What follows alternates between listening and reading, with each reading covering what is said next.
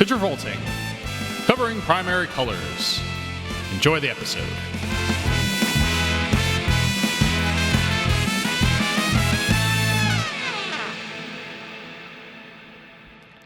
All right, so I have a question for you. Ask away, Jeff. When you were a child, and we were taught the primary colors, When I was a boy, what were you taught? I think I could understand. Because I was taught red, yellow, blue. Yeah, that was same for me. Red, yellow, blue. This movie only features two of those colors, and I was very disappointed. What two colors? Red and blue. Why? It's red, white, and blue, but I did not see an abundance of yellow, so I don't know why it's called that. Oh, well, I think it might be called that, Jeff, because primary. Whoa! Oh, no! Anyway, this is our episode on primary colors. Yes, I just wanted to get that out of the way right off the bat. Yeah, this movie is not about the deep dive exploration of red, yellow, blue. Yes, this movie is not an exploration into the color system. Have you ever been to Milwaukee? No. Have you ever been? I've been in Milwaukee, but I've not been in Milwaukee. You've driven through it? I've been in the city at a place, but that's it. Yeah. So you've never been to the Milwaukee Art Museum? Oh, you mean the one that's in Washington, D.C.? No. From Transformers: Dark of the Moon. Oh, shut the fuck up. Okay. No. Sidebar. Well, I'm already doing a sidebar. Yes, we're sidebar. So the Milwaukee Art Museum, I've seen pictures. Okay. It appears in Transformers: Dark of the Moon. It is established it is in Washington, D.C. in that movie. Yeah. Because Sam Witwicky is living in Washington, D.C. at the time. Right. And then later in the movie, they take a helicopter from that art museum to Chicago. And it's very distracting because it makes sense if you're taking a helicopter from Milwaukee to Chicago. It does not make sense taking a helicopter from Washington to Chicago in a very short amount of time. Right. So I'm just curious, did they forget that they weren't actually in Milwaukee when they were filming there? That would make sense to me. That is all I can imagine. Would that honestly surprise you, knowing this movie? No. Okay, back to my sidebar. Yes, your sidebar. At the Milwaukee Art Museum, I know because I have a photo of it. I'm pretty sure I do. Right? There's a lot of colors. Oh, I found it. No, there's an art piece which is just called Red 2, Yellow 2, Blue 2. Mm-hmm. And I'm showing a picture to you. The audience can't see this. Maybe we'll post it on our Instagram. But that's an art installation in the Milwaukee Art Museum. You know what that could just be called? What? Primary colors. Right. Which is the name of the movie we're covering today. Which is not about colors. Not about colors. It is about the primaries. It is about the primaries. Yes. And the colors have to do with it. It does kind of play a little bit into race. There's some discussion of that. Yeah. In regards to politics. Okay. And so I think there's a subtext of this movie about the colors of the primary season and people showing their true colors, and then also the color of race and whatnot. And I think it's all just playing into the central ideas of this movie that we'll get into as we talk about it. Absolutely. What is this movie, Jeff? So this movie it's a Mike Nichols picture. Mm-hmm. Mike Nichols of The Graduate. Every great movie ever. Yeah. Who's Afraid of Virginia Woolf? The Graduate, Catch-22, Working Girl, Birdcage, Postcards from the Edge, Wolf. A movie that I would not consider among the rest of those, but Wolf is very funny. Right. Also Regarding Henry, which is an odd one. Wait, there's another movie with Henry in the title that we are big fans of. The Book of Henry. The Great Book of Henry. We're not opening the book today. No, not today. We're primarying the colors. There will be an episode where we're covering maybe a 15-minute movie because we're obligated to. Yes. And maybe that can be the one where we go on a tangent about the Book of Henry. Yes. Can we make a deal? Can we make a pact, Jeff? Yeah. That I promise you, we'll talk about Book of Henry one day. Well, I made Stuart watch the Book of Henry. I wouldn't say you made me. I was willing to. I knew about the batshit craziness I was going to get into because people had talked about the Book of Henry, but I never saw it. Mm-hmm. And then I did. Yes. And then I was aware. Mm-hmm. Then my eyes haven't opened. Yes. Book of Henry is such a batshit crazy movie. Insane. But Primary Colors, Yes. however. So I'm going to jump into the full-on context corner. I just came in. I was like, yeah, Mike Nichols. Here, movie you did. Go into the context corner. All right, a little Mike a little Nichols, trip to the context. Graduate, Birdcage. So we'll start with the book that this movie is based on. The novel is also called Primary Colors. It was written by columnist Joe Klein. Which is He's a political columnist, has worked for several magazines and newspapers, and just kind of covers politics, has a lot of connections in the Washington circuits. Why in the ending credits did it say based on the story by Anonymous? So he published this book anonymously in the 90s and did not officially reveal that he was the writer until many years later. Wow. Because this, while listed as a fiction novel, this is just it's called a roman à clef, which is a French term that I just learned about yesterday. Roman à clef. It's okay, Jeff's fucking the term. Sweeney. It's a term for something that is written as fiction, but telling a true story. Okay. Which is what this movie is, because this is just based on Klein's experience covering the 1992 primary campaign for president, the Democratic Party of Bill Clinton. Okay. With a different name for the character, Jack Stanton. Yeah. But essentially everything that happens in the novel is based on something that he had actually followed and reported on and been aware of. Obviously, just publishing that book in the 90s might have been a difficult career move. Mm-hmm. So he published it under an anonymous name. Right. Well, this was a risky movie on its own to make in the 90s. Yes. And so when the book is a major success, because it's just kind of people very quickly figured out yeah, this seems pretty accurate. Seems like it's about Bill Clinton, maybe. Right. People very quickly figured that out, and it was a success, and people being like, oh, this is just an inside story disguised as a fiction novel. Right. Yeah. Meticulously reported, as accurate as can be. Maybe the movie takes some extra liberties that the book doesn't. Yeah, I kind of would have thought. It combined the book also combines some people into one person, and a few separate instances, but it's all in service of telling the basic truth of the story. Right. So after the book is a success, Mike Nichols has pitched it. He's initially not interested, but after time, he kind of figures out he has a take. I just wonder, imagine this pre-production for this movie is 96, 97 or whatever. Yeah. Bill Clinton's already president. Mm-hmm. And I'm just thinking, how that pitch must have been in the executive boardroom of, what was the production company behind this? I think this was Fox. Let me check. This was Universal. Universal. Yes. So, which is now owned by Paramount, but in 98, was it still owned by Paramount? What? I don't know my acquisition history. Wait, who was owned by Paramount, do you think? Well, so right now, isn't NBC Universal under with Paramount too? No. Are they they're separate entities? It's the Big Five right now. It used to be the Big Six. Okay. It used to be Universal, Paramount, Fox, Sony, Disney, Warner Brothers. Okay. Now Fox and Disney have merged into the Big Five. Copy that. But then also there's Apple and Amazon, Netflix that are kind of streaming their services. own big. So we're in a whole mess right now. Why did I think Paramount had Universal under them for some reason? I don't know. We saw a movie yesterday, and I thought this was very interesting. There's a No Time to Die trailer that played before it. Yeah. And at the very end of the trailer, because Sony or Amazon purchased the movie. Mm-hmm. At the end, and I think they bought all of Sony. I think that's what happened. But at the end of the trailer, it says Prime at AMC. Wow. Because it's going to be a Prime film, but they're still going to theatrically release it. I thought that was very interesting. That is very interesting. But anyway, okay, but even then, so Universal, 1996, 97. Yeah. You're pitching, I want to make this movie about this novel, which bastardizes our current Democratic president. It does not perhaps paint Bill Clinton in the best light. No, not at all. It is perhaps not even I would say maybe some people could watch this movie and walk away with it. It's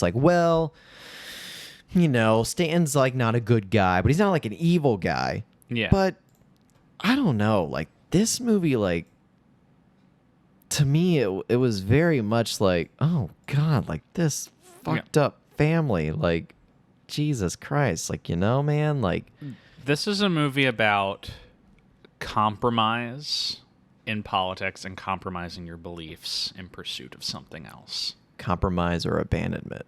Yes. Right. Right. Yes. And we'll talk about that. Yeah. But back to the context corner. I mean, we're still in it. You were just giving context of other things. But Nichols figures he has a take, and he reads the book. Mm-hmm.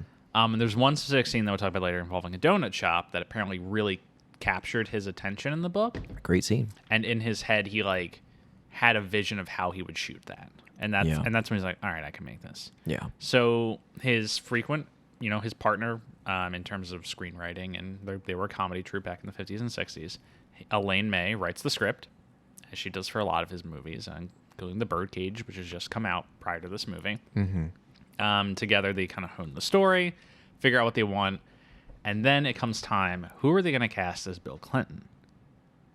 Who did they go to first? Tom Hanks. Tom fucking Hanks. Who turns it down because he's friends with Bill Clinton. And that's my ultimate point. Yes. It's not even just like getting the cast, but just getting like the production to like be okay with this. Like you're making this movie is going to be a little risky. Yeah, right? In terms of the fact that it's, kind of vilifying the active president. The active Democrat president. Yes. And like, in a very liberal leaning industry. Exactly. Like in the 90s, Hollywood's still Hollywood. Yeah. And I think it's the level of, big creatives involved, plus the fact that it doesn't, it's not specifically about Bill Clinton, that kind of lets it squeak through.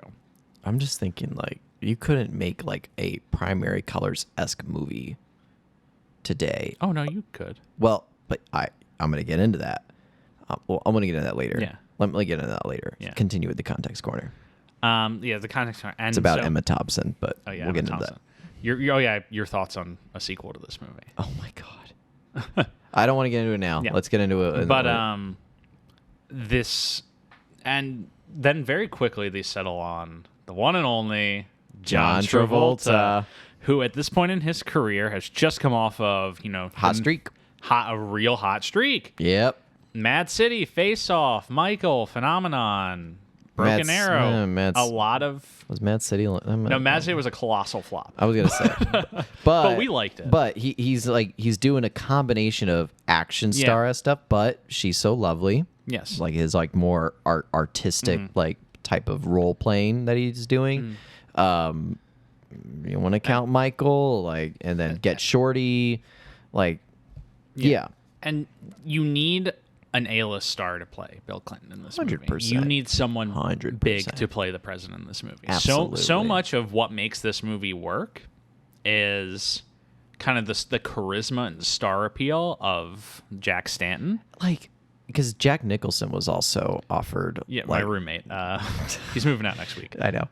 But I mean, I feel like every fucking John Travolta movie we watch, there's some IMDb trivia that says Jack Nicholson was approached for this role. I think there's I think one of our listeners has just been going onto IMDb trivia and putting Jack Nicholson was considered for this role on all the movies. That's a fucking conspiracy. I think might actually be true. I think that might actually be happening. I think that might actually be true. Is they know what movie we're going to cover, so 2 weeks prior they go to the IMDb page and say Jack Nicholson was considered for this, and it's like. No, I wasn't. Whoever's doing that, if you're listening, I honestly might believe it, Jeff. I think it's getting like, yeah. Oh God. Not that we were conned. Not that we were ever doing a bit. But it's over now. It is over now. But my point I was going to get into was like, if we weren't doing a podcast on John Travolta and we were just thinking about this movie and thinking about who we would have gotten to play Bill Clinton, knowing the rock stars at the time, it would Travolta's be such an obvious choice. Right. The charisma alone. The charisma. He has a physical resemblance to Clinton. And he also, even though he's from New Jersey, he kind of has like a little bit of like the Bill Clinton drawl going on in some of his other movies. Well, I was going to say, like, just simply watch I'm trying to think of two movies. Stuart's furiously flipping through his notebook just like, right now. Just watch She's So Lovely and Get Shorty. Yeah. You watch those two movies back to back and then look at this as for the casting of it. I think it makes perfect sense because he proves and she's so lovely, like the gross side that John Travolta can bring out, and not an action movie villainous way, but in like a tormented character kind of way. And then in Get Shorty, he's got the suave. Yeah. He's got the charisma, not quite the teenage 18-year-old Grease John Travolta, but still, you know? And part of the appeal of Bill Clinton is like, or that was the appeal, is his like somewhat goofy demeanor. Yeah. Like, he played the saxophone. He's like the, kind of president. Like, all shucks president. Oh, man. Yo, you. And who's better at like kind of playing goof at this time, as we've talked about, and like kind of willing to like play up the fact that he might be a bit of like a lumbering presence, than John Travolta. Yeah, like, I mean, Tom Hanks is literally, Tom Hanks would have been an interesting choice, and I think Tom Hanks nowadays would be a perfect choice. Yeah. If not for Bill Clinton, but for a role of that type. Yeah, I agree with that. But in the 90s, because like the inherent calculation for this is like John Travolta can, like, he fits into the mold of a Clinton type. Yeah. If you cast Tom Hanks in the same role, you have to recalculate your movie and make it about like a really nice persona with a darkness underneath it. Right. And that's a different skill set in a different movie than this one. This is a great example. This is going to be a little sidebar up for the Hanks cast, but like, know, when I watch Saving Mr. Banks, it would be called T. Hanks for listening. Thanks for listening. Just gonna let me stew in that one. He looks furious right now. He looks so angry. Jeff, I've been up since 6 a.m. I don't want this. I just no. He's leaving. I don't want this. I'm done. Bye. Okay, no. May I continue? Yes. Because I actually do kind of want to make this point about Tom Hanks. Saving Mr. Banks. Yes. He plays Walt Disney. Mm-hmm. Walt Disney, as much of, what do you call it? Deified? Yes, deified. Deified as Walt Disney is as a human being. He had his vices and he had his quirks and he had his problems. And even with the clear screenwriting intention to mold that into the movie, it's still Tom Hanks playing Walt Disney. Mm-hmm. Like, you get it? And you know? And I like that movie, but I think the problem is that it's a Disney movie. And if it's not a Disney movie, I think they would have maybe gone a little further into it. Yeah. Because like Tom Hanks had to fight to have one shot where he's holding a cigarette in that movie. Right. And like Disney obviously doesn't want to present their leader as like, or the namesake of the company as anything less than like. That'd be ballsy though. God, I had so much respect. I would have so much more respect. Because the script was written outside of Disney and then they bought it. Yeah. So I can imagine there may have been some more of that. Like Disney has to have a hard edge to him that I don't think the company was necessarily willing to do. And I think and about Tom Hanks had to fight to put a little bit of it in. And I think about what's the guy's name who plays John Hammond in Jurassic Park? Richard Attenborough. I think Michael, the author of the novel, Michael Crichton. Yeah. Michael Crichton even said that like his influence for John Hammond was a dark version of Disney. Yeah. That he was like this kind of, you know. Have you read the book? I have. John Hammond is like genuinely evil in the book. In the movie, he's like, I just was a misguided idealist. He's a misguided idealist. I think it was the right direction to go in Jurassic Park. I definitely, I think Richard Attenborough and Spielberg and I think they kind of found the perfect middle ground in the film for Hammond's character. And that is, it's like, he does look like a jolly old man who you just want to work your ass off for. But he does is like, he's like too excited and like Jeff Goldblum says, it's not the question of whether or not you could, it's whether or not you should. And that's what they hone into in the movie. And Ian Malcolm says it perfectly, which I think personifies his character the best in the Spielberg film, which is like, like John Hammond's character is the kid who found his dad's gun. Yeah. Like he's just so excited and so like vibrant with this like new thing, and like he doesn't see the error of his ways right in front of him. Whereas I do see what you're saying in the book. Like Hammond is like just kind of like squeezing the lemon of it. You know, he's like, we're gonna make so much money on it. Exactly. And so to that point, could Tom Hanks do a John Hammond? Yes. Tom Hanks, if given a movie that's not, made by the company that of the character he's playing, I think. Have you ever seen Cloud Atlas? Long time ago. I was really lovely movie. Yeah. Yeah, I adore that movie. Okay, I'm guessing this is a bit, but continue. No, I genuinely do adore that movie. Okay. Wachowski's film. But Tom Hanks is in that, and he plays 6 different characters throughout time. And one of them is like a jolly old doctor. But it's just playing off of the fact that you naturally love Tom Hanks, that you don't even notice that his character is poisoning other people and is a violent racist. Wow. And it's an interesting way of using his star persona. Yeah. He also at one point plays a London bruiser in that movie. He's like, oh, no, I'm going to punch his golf. It's so funny. I think he gets thrown out. No, someone else gets thrown out. I got to watch that movie again. Really good movie. Yeah. Anyway, star persona, John Travolta, perfect for Clinton. Perfect. He just has, as a person, he just has the same aura around him where you're just you're magnetized by this guy, but you don't know why. Yeah. He's like, it's like this mix of like kind of a sexual energy, but also just like this goofball. He's lovable. Yeah. You're like, I just like that guy. I don't know why. Right. And you get the same thing from Travolta that you get from Clinton. I agree. That's why he was 100%. cast in the role. And when we get into more in the plot, I am also going to talk about another casting choice, which is fucking phenomenal in a sham. Mm-hmm. A fucking sham, Jeff Sweeney. Yeah. That we haven't utilized it again. And I'm going to call out Hollywood when we get to this part. I'm going to call Hollywood out on this one. Yes. What's left in the context corner? But the movie gets made. Travolta at one point is like, he said he based his performance on several presidents, but mostly Bill Clinton. Okay. As a way of saying, yeah, I'm playing Bill Clinton. Right. Yeah. Of course. Which is just a very funny way of handling that. But the movie gets made.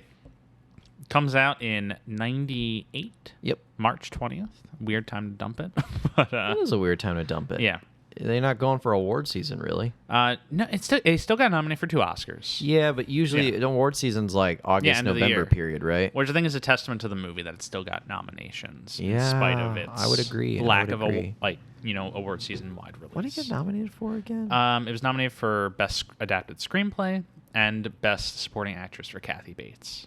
Fucking underrated actress. Who is astonishing. I wrote a script with her in mind to play the lead. Really? Once. Yeah. It was a movie about grandmas. Because, I thought you were about to reveal you were the secret writer of the Primary Colors book. No. Written by Anonymous. It's actually, it was actually I Stuart. was maybe 3 years old when the movie came out. But I'm ready to jump right into the movie. Me too. Because a lot of the other context is kind of woven into the plot. Yeah. But yeah, so the first thing we see, this is kind of like, as much John Travolta's like top billed in this, and he's not the main character. He's not the main character again. Yes, and we've had this conversation a number of times, but it's like it's very fascinating. Like, and it makes me feel good knowing like how low he was and then how high he's climbed to where he's playing supporting actors, but is the draw to movies. It's like, you and I have gone through the dumps with Travolta, and aren't you just so happy to see this with him? He's and this kind of movie is about him by not being about him. Yeah. Like, did you see speaking of Tom Hanks, the Mr. Rogers movie that came out a few years ago? Tom Hanks. Yeah. That's a movie that's about Mr. Rogers through another person. Yeah. Just this movie's about Bill Clinton through another person. Yeah, which is Adrian Lester, who's playing Henry Burton. Yes, Adrian Lester, who I have never seen before, but he's good in this movie. He's got a support. He's got a sizable role. He's apparently a British stage actor. Okay. Who has popped up in a few movies. He apparently had a deleted subplot in Spider-Man 3, which is an interesting. He was in The Day After Tomorrow, Doomsday. not a lot of other Yeah, things. he didn't do a lot of movies. It looks like he kind of stuck with stage. Mm-hmm. A lot of Shakespeare. Yeah. Which is, good for him. awesome. Yeah. He never bugged me in this movie. Yeah, he was good in this movie. Yeah. He's kind of serving as the cipher for the audience and the Clintonian nature of it all. Right. Yeah. Absolutely. And so he's at a fundraiser event. Yes, a campaign event for Governor Jack Stanton. Governor Jack Stanton. Where are they? They're in New Hampshire, right? I think they go to New Hampshire. Okay, they go to New Hampshire. But later in the movie. But right now they're not in New Hampshire. Right now they're somewhere. They're north. They're in the north end of the country. Yeah, because he's a southern governor. It never says specifically which state he governed. No, it doesn't. And it's like they always make the joke of like people hardly know which state you're the governor of, and it's like they don't want to say Alabama because then it's like it's Bill Clinton. Right, so exactly. It's like, charismatic southern governor. Exactly. Yeah, yeah. Which is very funny. It is pretty funny. But he is somewhere north right now, and he's at a library. No. He's at a school that has a library that does after-school adult literacy tutoring. And the first shot of the movie, from what I remember, is handshakes. And it's just watching a guy walk down a line giving people handshakes with voiceover of Adrian Lester. Narrator. Yeah. I don't think it's Lester. I think it's the campaign man, the other campaign guy. Oh, really? It's not Lester? Whose name I can't remember in this movie, but I think he's like, it's amazing what he does with his hands. Just watch how he does it. Like, no, that is the line. I know, but the way you said it, man, it's like, and it's just like, what he does watch how hands. he, depending on the person, he recalculates how he's going to he'll grab your hand and touch you on the shoulder. That means you're like a close friend, but like not too close. Like he'll share a small secret with you, but like, if he grabs a little lower on your arm, it means something else. If he grabs your back, it means he's supportive. Yeah. Like he just knows how to angle and calculate himself in the way politicians do for every individual person he's talking to. Exactly. Yeah. Yeah. And then we see Adrian Lester, Henry Burton, who is not working for him yet. Yes, but he's being eyeballed to take over the campaign. Right. And everyone's like coming up and joking with him, like, so when do you start? It's like, I haven't decided I'm going to start yet. And he's like, well, okay. We know you haven't decided to start yet. But you're going to do it. But you're going to do it. You're attracted to the power of all this. Yeah, exactly. Do we see... we then see Emma Thompson almost right away. Yes, she's with him very quickly. Playing Susan Stanton. Yes. The Hillary Clinton. Actually, no, we don't see her right away. We don't see her until they get to New Hampshire. No, oh wait, really? Because because remember she's at a different. No, you're event. right. You're right. You're right. It's when the plane lands. Yeah. I'm sorry. Yeah, I jumped too far ahead. They go to one of these adult literacy things. Yeah. And it's just like a group of adults who go to this event to learn how to read, learn how to attain a higher level of skills at an older age. And Michael T. Williamson, who's Bubba from Forrest Gump, among other things, I actually worked with him on a movie a few weeks ago. He's the nicest guy ever. Yeah. I would highly recommend working with him. Oh, wow. But you work with pretty big actors, don't you, Jeff? Oh, Stuart. I like that we can talk about my job, but we can't talk about your job on this podcast. No, we can't. It's very funny. It is funny. But lovely guy. And he's one of those like just pros in the industry where like you plug him into a movie for one scene, he's giving you exactly what you need. You're pulling out. That scene is so good. So good. That performance. Because he essentially talks about why he, Jack Stanton's just sitting with all these. The lasting effects of him not being able to read and the fear of that. Yes, and how it's a fear that has prevented him from coming to something like this before. And I imagine he's just like a fucking day player on this film. Yeah. He's probably brought in for one day to do this one scene. Yeah. It might have been early in the shoot. It might have been the end of the shoot. I don't fucking know. But I'm just imagining that right now because you're introducing all your characters at this point. He has a lot of work to do in the scene. Yeah. Because if he doesn't sell this sob story, our cut to Adrian Lester crying is funny. Yes. It's not funny. He sells this monologue. He sells it so well. And who also sells it is Governor Jack Stanton. Yeah. Who is crying. Yeah. Hearing this man's story. Yeah. And he takes a hold and he's like, "That's very brave." And he's like, I want to tell the audience what the story is because I genuinely think like, yeah, go for it. So, he goes on this story about like how, he was in grade school and he was never really a smart kid, but all the teachers just passed him up because they didn't really give a shit, and he just kept flying by, not learning anything, till eventually he was like graduating like from high school, and his like plot was like a certificate of attendance. Yeah, and he said he said his mom felt like somebody had just died, and everyone was laughing at him, and he's like going through this whole thing about like how living with that I don't know how to read and write. Yeah. And it's just so heartbreaking. He sells it so well.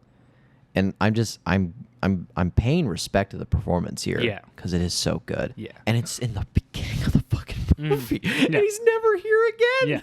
And it's astonishing. So remind me the name of the guy again? Michael T. Williamson.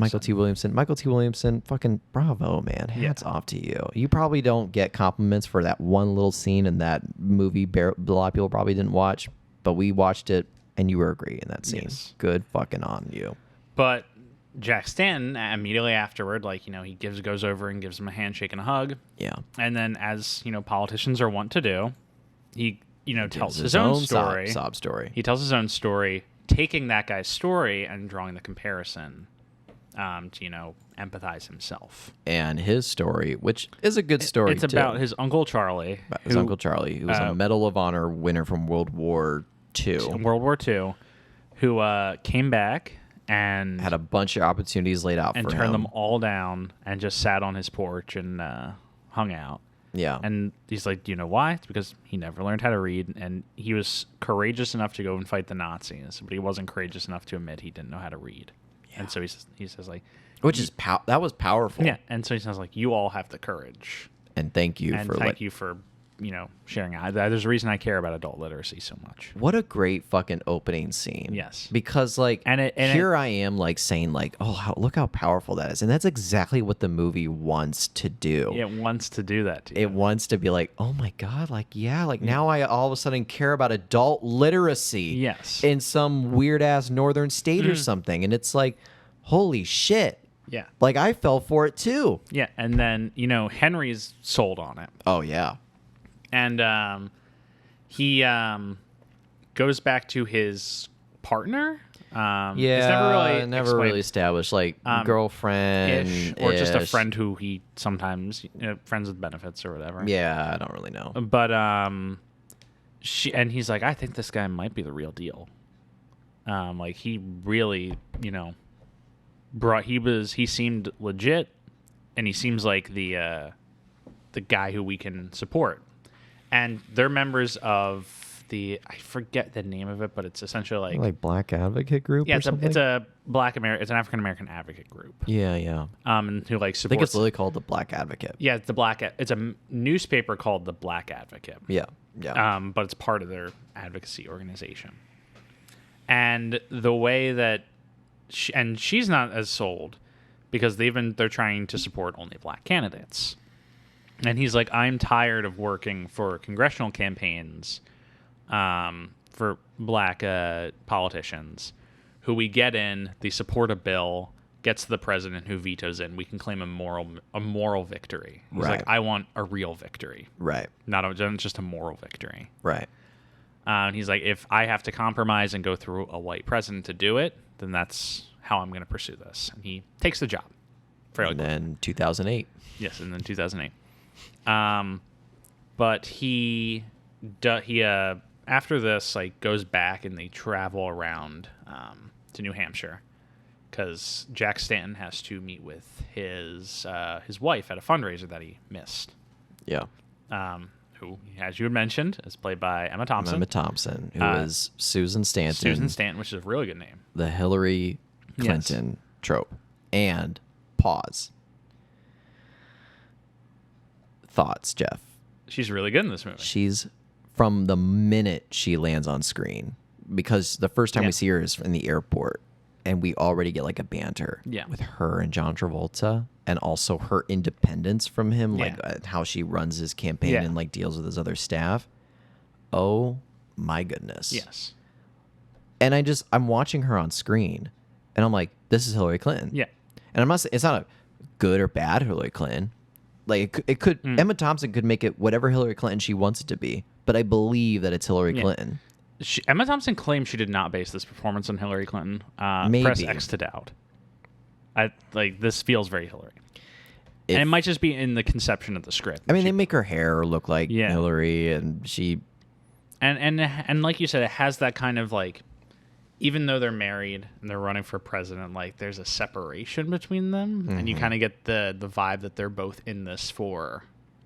They're not in this for love at this point.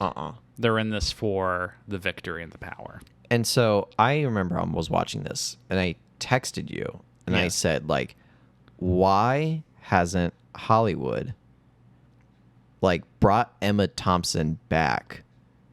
Primary Colors 2, the coloring. Primary Colors 2, 2016, what happened? Yes. You base it off of Hillary Clinton's book. Emma Thompson comes back as Hillary Clinton.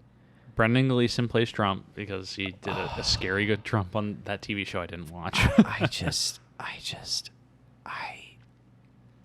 It boggles my mind because I see this and I'm like, she has so much more to give in this movie. That it is a movie about Bill Clinton and Bill Clinton's campaign. Yeah. And so, unfortunately, it's like she's Hillary Clinton, Bill Clinton's wife. But I would love to see an Emma Thompson powerhouse. Like, this is Hillary Clinton, the Democratic nominee.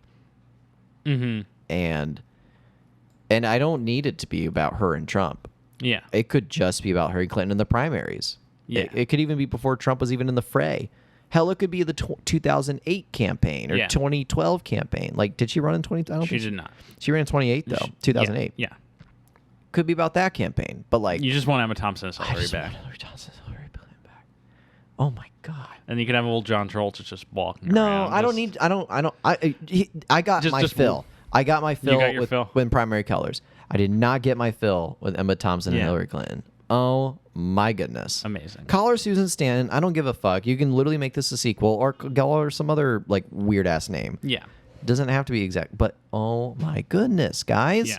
I'm calling you out, Hollywood. I am calling you out. You have Emma Thompson still working, and she's still... And she hasn't played Hillary yet, and we need that to happen. And we need that to happen.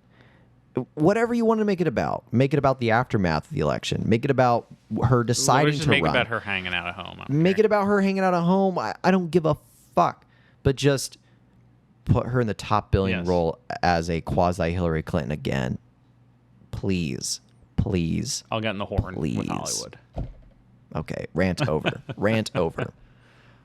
But they go to New Hampshire after this. They go to New Hampshire. Which he kind of gets like dragged onto. Yeah. Like he's like, do you guys got to have a phone? Like I got to call like my missus and like. He's like, I got to call my girlfriend and let her know where I am. Yeah. Because like he's just going to go to an event and talk about his new job and the whisk him on a plane. Yeah. But New Hampshire's, as we know, the first state that holds a presidential primary. Yeah. So they're starting their campaign there, as every presidential campaign does. Yeah. And then he's told, you need to set up the campaign office in Mammoth Falls, which is not a place that exists. I assume they wanted a city that could logically be in any southern state, so they just named it Mammoth Falls. Right.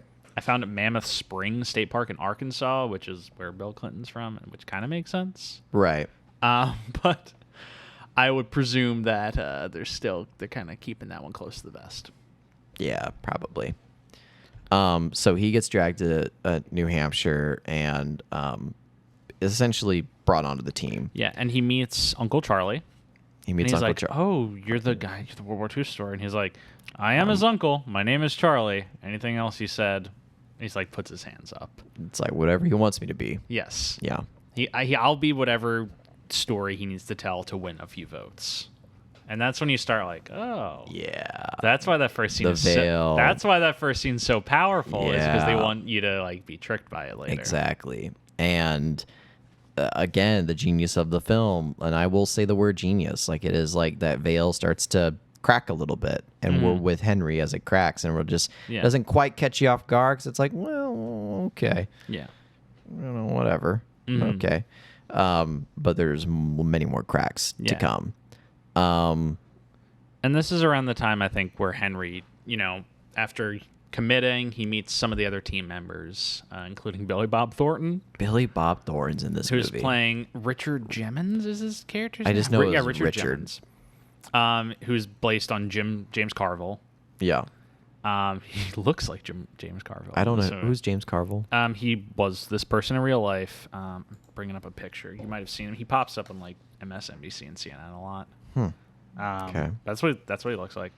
What was his role in the Clinton campaign? He was the like political consultant, the same way that Richard was. Richard is in this movie, and he looks very much like him. I mean, he's just kind of been like a frequent cable news guy since then. Was talking like the Democratic position. Yeah. But he meets him, Billy Bob Thornton, coming off of Sling Blade, French fry potatoes, I reckon. Stop. Stuart, I reckon. Wow. French fry potatoes. Stop. Gotta put a little mustard on them. No, please. Please. I see him in my sleep. No more Sling Blade. Okay. But this is around the time they realize that Susan's very involved in the campaign as well. Yeah. He's like, oh, why do you get so involved? And she's like, how will I learn? And it's like, oh, for the 90s, that's kind of a little pointed way of, that she might eventually try and do this herself. Is this have we reached the part where they get to like that motel? They're around the motel at this point. Because he meets the team, and then he finally gets the chance to call his girlfriend and be like, hey, I need clothes brought to me. Yeah, right. And she's like, why do you want to support this guy? I thought you were just exploring the possibility. And he's like, I want to believe something. And I think I believe something. Yeah, and I think I believe something in this guy. Yeah, yeah. In spite of, that Uncle Charlie story, he's like, I believe something in this guy. Yeah. So, to talk briefly about the motel scene, because that's another one of those crack in the veil moments. Yeah. Like they get to the motel, it's like a pretty cheap motel. Yes. And Travolta Stanton is already like complaining about it. And he's like, this is not the hotel room of a winner. Right. This is the hotel room of a loser. He's like, he drops the act with Henry still there. He has a very manipulated folksiness. Yes. But he's a shrewd, like, political guy underneath it. Yeah. Like, there's no cable on this television. Yeah. And like, what kind of like room is this? And like, I know we're cheap, but we're not that cheap. Yeah. Just kind of showing his like true color. His primary colors. Hey. A little bit here. I think we have established that he has like one big opponent called Governor Ozio. Yeah, Ozio, I think it is. Yeah. I'm trying to find the spelling of Who it. we rarely ever see, but we just know he's like the current leading candidate Ozio. right now. He's like 17 points ahead. The candidates who are running it's Ozio and then Lawrence Harris. Senator Harris. And then later we learn about Governor Picker. But he isn't coming until the latter half of the movie. Right. And so, Ozio is like the main candidate right now. Is like ahead. And they want him to drop out and endorse Stanton. Yeah. But they think will happen. And they kind of start to get it set up.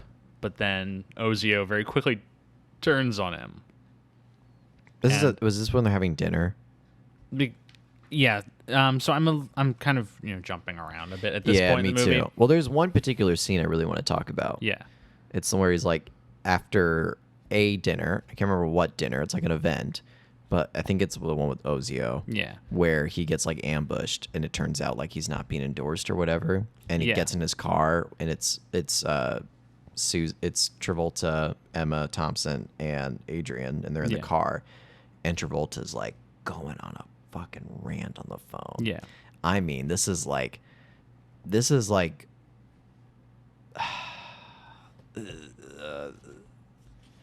this is like Face Off Travolta. Or it's like, goes, what do you fucking mean? Like, bro. Like, just like, and he throws the phone out the window, and it's a very funny scene. They have to stop the car, and him, Susan Stanton, and Henry are like searching around through the bush. Like, you threw it in the bush. No, I threw it in the trees. It's like, and they find it in the bush. Like, well, you wouldn't have found it in the brush if I didn't throw it out there. Like, I love that scene. There's a politician's way of never being wrong. I love that scene so much for the performance aspect of it. Like, because John Travolta's really selling, like, just like again, showing his true colors and like the veil's going away, where he's no longer like shaking hands and appeasing people. Like, he's now just in like campaign mode, and he's just like really fucking selling it at this point. Like, I love Travolta's angry rants. Yes, I love it so much. He really sells them in this movie, and it's like you said, it's the veil dropping moments. It's more useful than utilizing his dancing. Yes, if you don't utilize Travolta's angry rants, you're doing something wrong. Here's something I find so interesting. Is that there's a barbecue place in whatever southern state he's from that they go to a lot in this movie. Yeah. I think his name, what's the character's name? I think Big Willie or Fat Willie or something like that. Yeah, Fat Willie. He's the owner of the barbecue, like Fat Willie's Barbecue. Yeah. And they keep going back to it, and at one point they're there, and it's like, it's a big like rope dance and like party for fundraising. Yeah. And at one point, Stan has to dance, and he's dancing very poorly. And I like that Travolta was like, in this movie, he's using all of his tricks to play this role, including his dancing skills, but he's intentionally dancing poorly. Right. Like, he's doing like a big time dad moves. Yeah, he on is. The floor. He absolutely is. And it's like a hoedown. Yeah. Travolta's just utilized very well in this movie. Yes. From many of his facets. And I think Mike Nichols knew from the get-go who he was working with and really, really squeezed that lemon. And I think it's at this time at the party when they get the news that Ozio dropped out. Yes. And, everyone celebrates and whatnot. Everybody cheers, yeah. And then after that, I think it's the debates. The first debate goes up. Yes. There's the debate scene. They're all watching from the TV. Yes. I like that little moment. And it kind of just come down to like a group of three who are running the campaign. It's Henry, who we're seeing the movie through his eyes. Yeah. It's Richard, Bob Thornton. And then it's, what was her name? I know who you're talking about. Daisy. Played by Maura Tierney. Who's just like, I don't know what her exact position is. I think she's just like a political operator of sorts. Well, her role in this movie is kind of deduced to like the hot girl who sleeps with the campaign manager. Yes. Unfortunately. Yes. Unfortunately. She unfortunately doesn't get much to do. She's probably a great actress, but that's what the movie uses her for. Not really given a lot to work with in this film. Yeah. So, but they do this debate.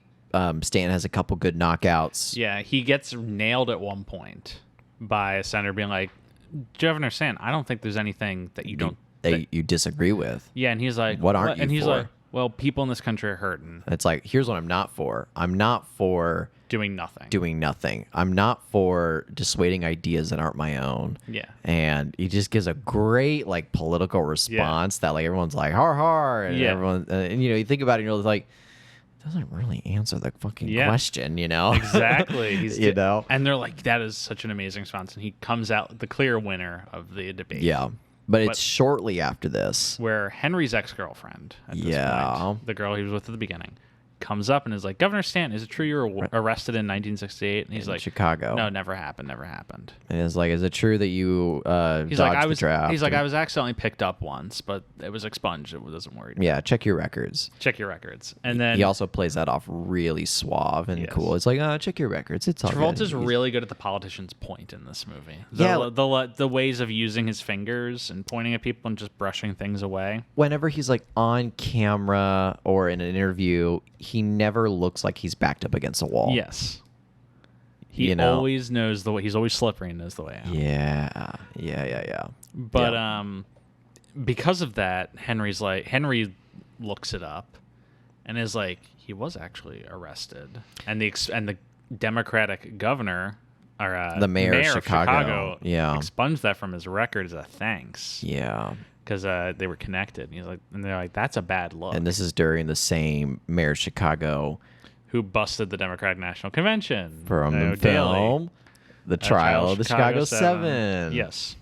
That was weird. Yeah. Well, I thought I'd pick that up for you. Yes. Because so I did work on that movie. You worked on that movie. That is why Stuart did Yeah. But right after, as a result, they're like, what other dirt are they going to dig up on this And guy? they say, we got to get ahead of this and fight back with the truth, but we can't fight back with the truth until we know the full truth. And that's when, and they're in this boardroom with Susan, Hillary, and Richard, Daisy, and Henry, and then there's one other person in there. Yeah. I don't really know. Well, they say they decide they need to hire someone.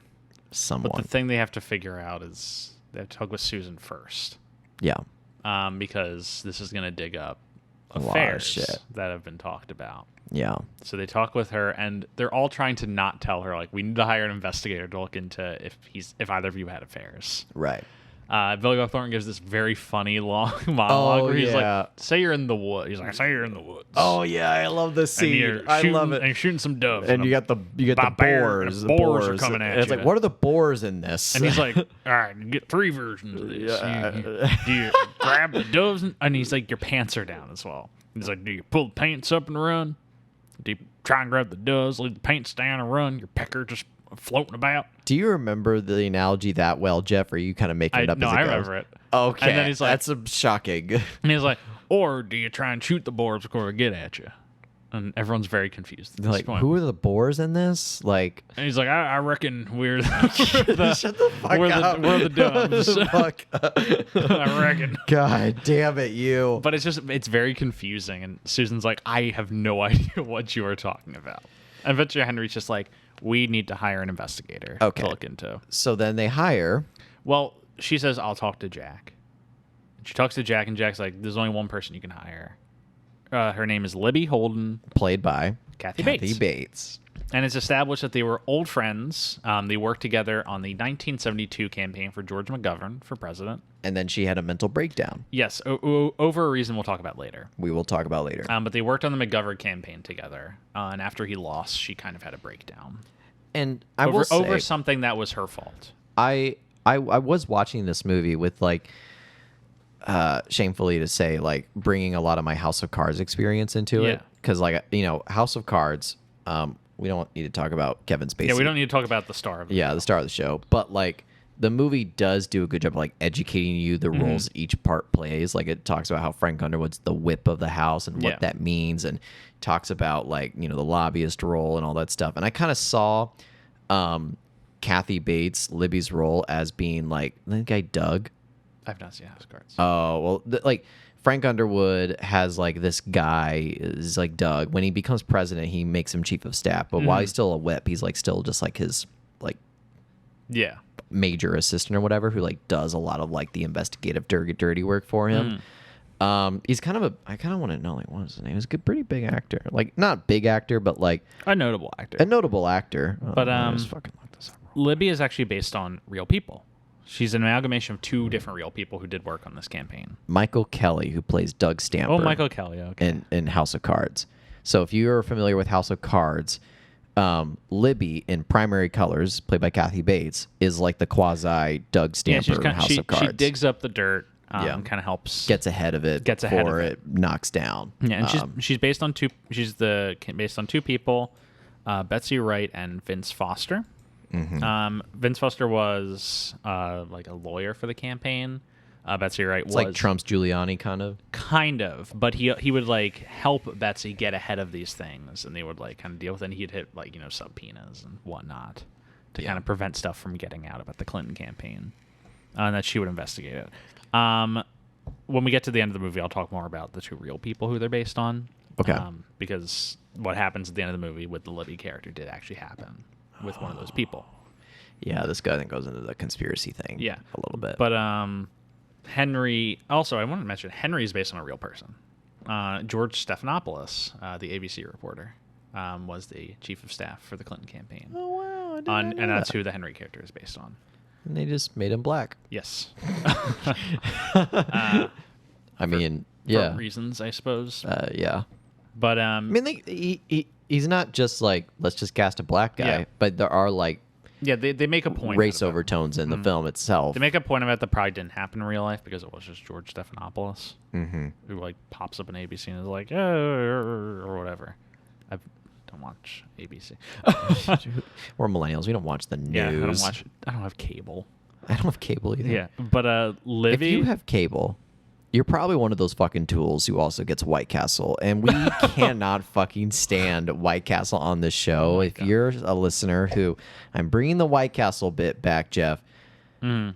Fuck everybody who likes White Castle. Yes. Fuck everybody who likes White Castle. And you're getting furious right now. I just like. It dawned on me that there are people who eat White Castle. Who eat White Castle. Yeah. And I don't want to name names. I don't want to point fingers. But like, you people are the same folks who should be rotting in hell. And you deserve to be curb stomped. And you don't deserve to have taste buds in your life. I'm going to get some White Castle after You know, some people have chronic illnesses or they suffer diseases where they lose their sense of taste and smell. You should honestly fucking donate your taste buds to that person because you obviously have no sense of taste. So fuck you and the White Castle horse you rode in on. Anyway, Kathy Bates. Kathy Bates. She comes in her first scene, and it's just owning the movie immediately. Oh, she got nominated for this, and I am not surprised. Like, genuinely asking this question: is there a movie where you watch it and then Kathy Bates comes on screen and she doesn't own it right away? She comes in and she's just immediately like, "Yeah, I'm." She's like wearing a cowboy hat. Oh my god. She's just like, "Yeah, I'm a fucking motherfucker who's gonna shut this shit down." She's like.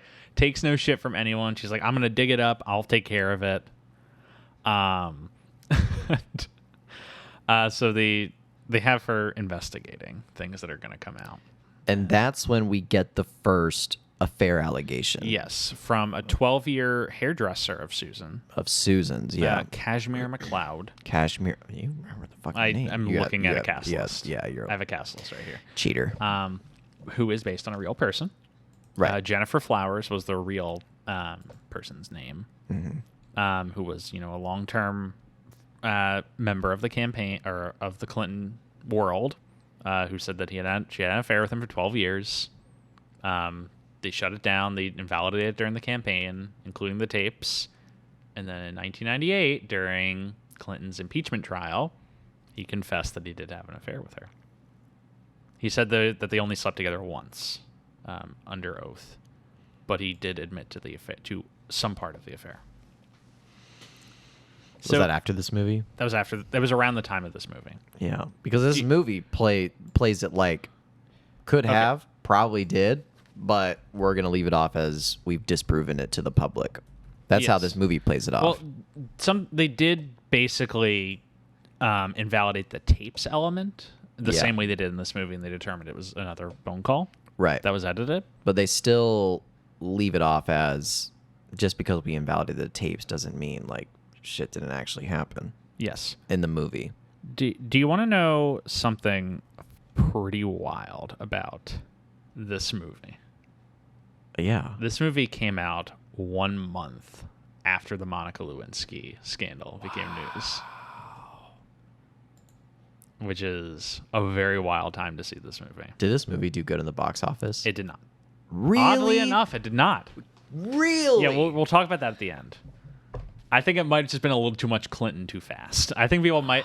This movie kind of advertised itself. This movie kind of advertised itself as like, a Bill Clinton, uplifting American movie, and then you watch it, it's like, the American dream is dead. Like a Clinton fatigue or something like that, maybe. Like, but I hear you say that about the Monica Lewinsky thing. I'm like, good God, that's half their marketing is done for them already. Yes, this movie, wild time for it to come out. Wow, that's shocking. But yeah, the first affair allegation comes out, and Libby's able to track it down before it happened, but she's like, "There's nothing I can do to stop it from getting out. They have tapes."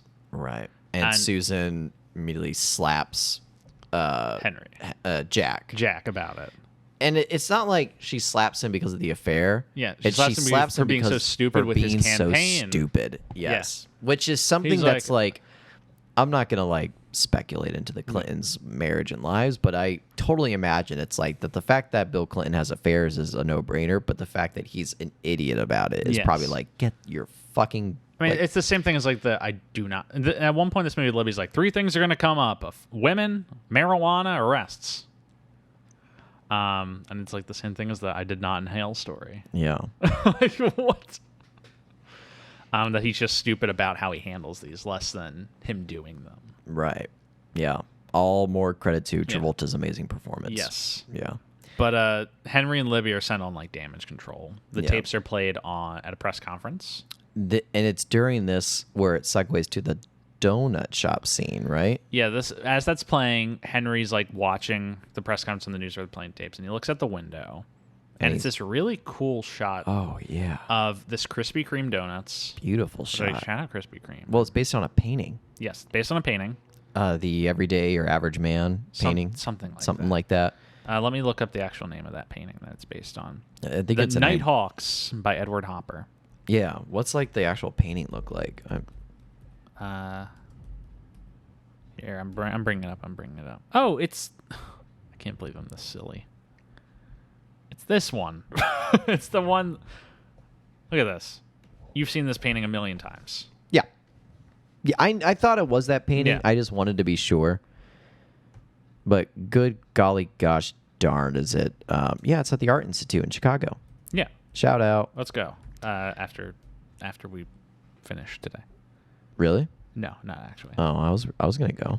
But why are you gonna let me down like that? Sorry, gotta do that to you. Fuck. Okay. But it's like just this, beautiful very shot. Green Neon donut shop. Yeah. Like the only thing that's lit up in this the very interior. dark area, and it's just this incredibly slow crane push in on the building. Yeah. As you just see Jack sitting in there talking with the donut guy. cashier. The cashier. Yeah. And Henry walks over and he's talking to him. He's like, "I'm done, man." And he's like, "But meet this guy." And you kind of get that. It's a mixed emotions kind of scene of both like. He's so good at just interacting with an individual person and playing it. So you're kind of seeing like how he'll be able to pull through. Because he's like, this is Doug. Yeah. Doug works like fucking like every day for 10 to 12 hours for $5.25 an hour. Yeah. And just kind of giving this guy. And you get why people believe in this guy. Yeah. In that moment, it's like maybe there is a genuine level of care that he has for the average American. And what's really great about the scene is this is not just like the turning point in Stan's character, but also the turning point in Burton's character. Yes.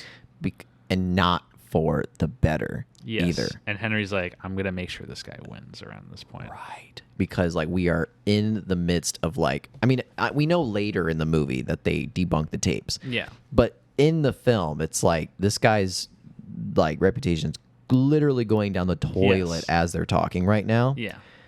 And for all Henry knows, like it could be for good reasons. Yeah. But he just hears this one quick little sob story from Governor Stanton, and all of a sudden it's like, I don't give a fuck if you cheated on your wife. I want to make sure you win. And that's I won't say it's the beginning, but it is like a definitely turning point of where the compromise of morals happens for Henry. Mm-hmm. And we see that come full circle at the end of the movie. Yeah. And so he calls up Libby and is like, we got to do something about this. Yeah. And so he sits with her and a sound editor of sorts. Yeah. It's actually him from Blowout. Imagine. John Travolta double roles in this movie. Yeah, he's playing himself from Blowout. That would be pretty sick. But he's listening back to the recording. He's like, I recognize this because this is a phone call I had that they spliced her words into. Mm-hmm. And Libby's like, I know who fucking did it. And so they drive to this like lawyer's office. She comes in, breaks open the window. She breaks the window, opens the door. And I was like, here I am, you motherfucker. Carries in a .38 revolver. She points a gun at him and is like, you're gonna fucking write a letter confessing that you did this right now. And he's like, don't shoot me. And he's like, I'll blow your nuts Henry off. Burton's just standing there in the back corner, not saying a damn thing. He's just like, I don't know what the fuck I'm doing. So she's holding a gun to his nuts as he's like scratching out this letter confessing. Yeah. That he did this. And they get ahead of it. And then they send Trace. Oh, I forgot. Daisy on Larry King Live. On Larry King. And they do the same thing to Larry King. Yeah. To show to the public audience. They audience. added a phone call with him. Yeah. They're like, we tapped your cell phone. We got off, and then we added someone's voiceover into it. Yeah. And he's like, how'd you get my cell phone? It's me, Larry King. That was my Larry King. It was great. We all know it. But yeah, they get ahead of it. Yeah, and like it salvages the career. It salvages the campaign. The campaign momentarily. Yeah. They're still dealing with some holdover effects. Right. Because I think this is shortly before they go to a factory. Well, isn't it the New Hampshire primary? Yeah, the New Hampshire primary. And so, or is it the primary or the factory scene? I think it's the factory. The factory scene's really good. Yeah. Again, it goes to show how insanely good this guy is with crowds of people. Because, and let's talk about this. Like in the factory scene, like he makes jokes about, well, if you believe what you think about me in the papers, it's not very good. Can we go back for a second? Sure. Because I just looked at my notes and I wrote down a line I really want to acknowledge. Is Kathy Bates saying, I do not mythologize the male genitalia. Or I do not mythologize the male sexual organ. Oh, and you know what? I kind of go back even further than that. So the donut shop scene, and afterwards when like Henry Burton decides he's gonna like, you know, really put in the work to bring this guy back from the dead, the scene afterwards when everyone's waking up the next morning, everybody's had sex. Yes. Like Burton, Henry, and Daisy hooked up. Libby and the Winona Ryder look-alike campaign assistant hooks up. Yeah, there's a lesbian couple in this movie. There's a lot of sex going on in this movie. And also, I guess, Henry and Susan probably had sex before too. It's just, I think it's just funny where it's like in the midst of like all these like sex scandal stuff, and they're all like thinking about how to deal with it, and they're all like sleeping together in the campaign. Yeah. I love that because they have a phone, like a three-way phone conversation. Yeah. And it cuts from one couple in bed to one couple getting dressed to one couple getting dressed, and it's just I found it very good visual storytelling there. Yeah. So the factory scene. Yes, the factory scene. His reputation's still a little rocked by it, even though they've, disproven the allegations. And he's like cracking the air open on it, like making some jokes. And it's just him speaking to an abandoned factory full of like normal Americans, blue collar workers. He's like and Henry's just like the people who don't care about a scandal like this. And so he gives them like the typical politician's pep talk. Where he says, I'm going to be honest right now. Yes. I love that so much. And he says, he's like, I can't promise that I'm going to get you jobs. This factory is probably not going to come back, but I'm going to fight for you every day and that kind of thing. Because, honestly, we need to grow in better skills. Yes. Literally, John Travolta in Primary Colors did the learn to code thing before learn to code actually happened. He says, what I'm going to do is make it so you can learn new skill sets so you don't have to go back to these So I'm going to focus on education. And Henry thinks that they lost the audience because he even says we lost the audience. Yeah. He's then after Stanton finishes, the audience just erupts in applause and stands up. And just showing that this guy is a true politician and he understands. He just told them that your jobs aren't coming back. You have to learn new skills. He just has the charisma to convince you of whatever. Yeah. It was again another great example. Yeah. Then it's the New Hampshire primary. Yes. And they're celebrating because he gets a close second to Senator Harris, who is from New Hampshire. Yes, which is because it was of course he'd win. It's his home state. But they're like, we came in a close second. That's great for us. Which is huge. Yeah. And they're all celebrating. Yeah. And then every time they get a celebration in this movie, something pops up. Something pops up. And what pops up? Well, Henry Burton gets approached by some guy, Willie. The owner of the barbecue place they're always going to. And says that my daughter, 17 years old, is pregnant with, and we think it's Jack's kid. And Henry's like, oh my God. Yeah. This guy. Yep. And because he was a babysitter for the Stantons. Yeah. She was. Because at this point, did they go to Florida? They go to the barbecue place. Well, I think they're in Florida for some things. Oh no, they're not in Florida yet. They're not in Florida yet. They're not. Wait. I'm trying to think. Oh wait, I remember what happens. I'm trying to like put the sequence of events together. So what happens before the potential, child thing? Yeah. Is he is on a talk show in Florida with Rob Reiner playing because he's told he needs to a radio show. Yeah, he's told he needs to shore up Jewish votes.